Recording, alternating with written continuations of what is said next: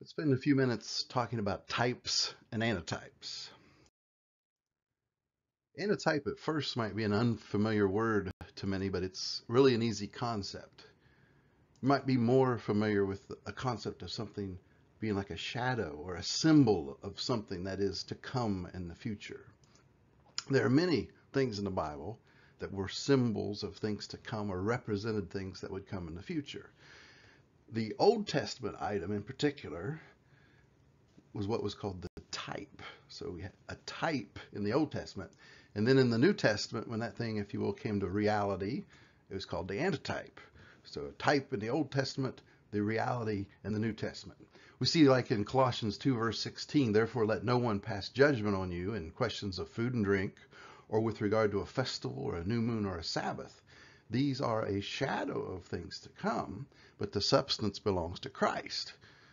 So it's hard for some to accept that being ingrained from the old law, but he's saying these things, these Sabbaths and these feasts were just a symbol of things to come.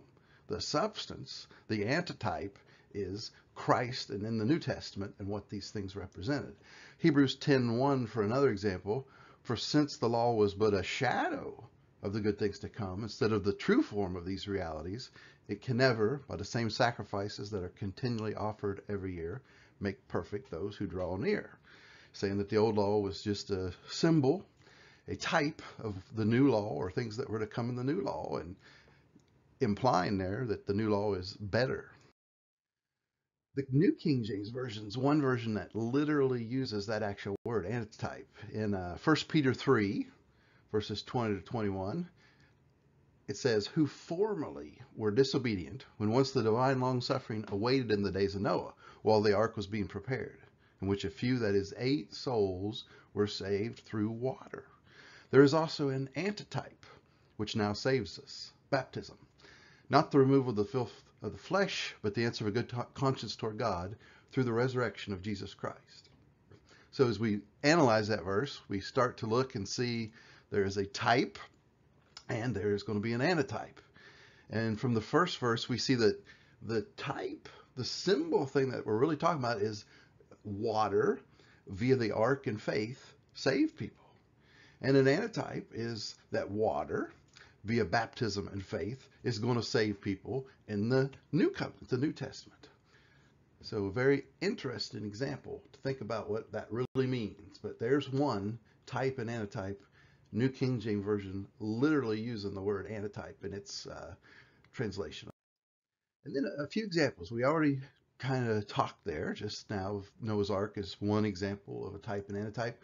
If you recall, there was an instance of the serpent on the pole, the children of Israel sinning, and if they looked upon the serpent, they would be saved.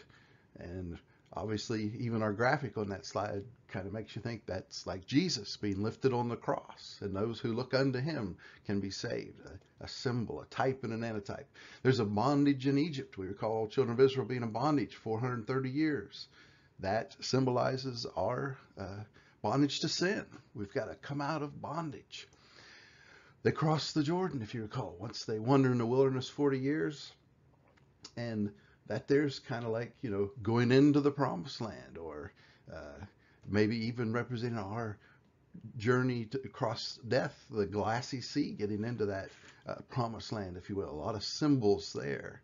There's the mercy seat, and some of the original words are the exact same words used for Christ. If you start studying the original language, and the mercy seat represented Christ from the Ark of the Covenant there.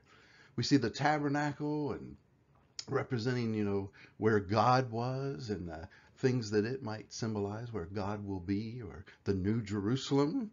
We'll worship God in spirit and truth, doesn't matter where. It'll be in spirit and truth. There's Sabbath, and our first verses there in Colossians showed that, just symbols of things to come.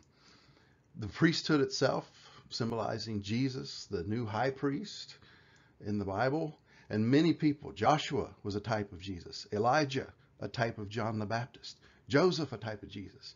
Adam and Jesus, type and antitype, beginning a race of people, if you will, One, the physical, one, the spiritual man. Moses, a prophet not accepted like Jesus.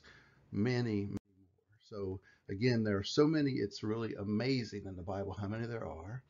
It's proof of a divine mind and how well and how amazing it is these are laid out. And these shadows are similar to prophecies. Hold things and prove a divine mind was foretelling things. Hope that was beneficial.